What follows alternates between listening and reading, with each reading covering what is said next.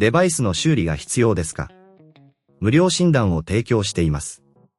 ご自宅まで集荷、配達いたします。電話や移動は不要です。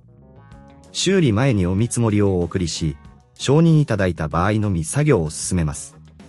簡単、透明、そしてプロフェッショナル。リンクは説明欄にあります。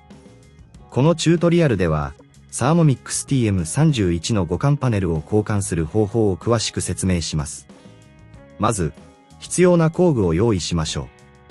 必要な工具は、プラスドライバー、トルクスドライバー、そして清掃用の布です。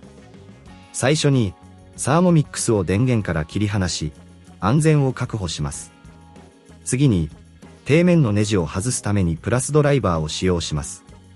これらのネジは、機械がしっかりと固定されているため、慎重に取り扱いましょう。ネジを外したら、底面を優しく持ち上げて外します。内部の清掃が必要な場合は、ここで布を使用して、ホコリや汚れを取り除きます。内部を清掃することは、機械の寿命を伸ばすために非常に重要です。次に、古いパネルを取り外すために、トルクスドライバーを使います。パネルの周囲にあるネジを慎重に外し、新しいパネルを取り付ける準備をします。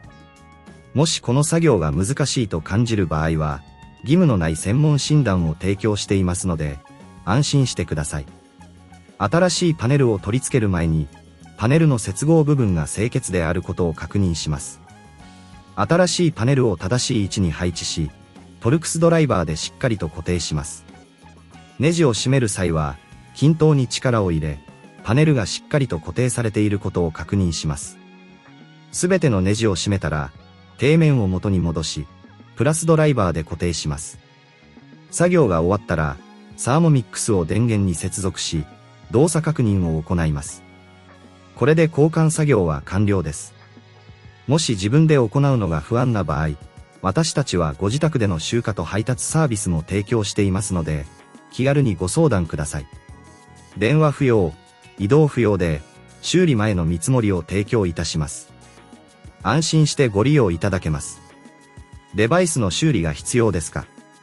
無料診断を提供しています。ご自宅まで集荷、配達いたします。電話や移動は不要です。修理前にお見積もりをお送りし、承認いただいた場合のみ作業を進めます。簡単、透明、そしてプロフェッショナル。リンクは説明欄にあります。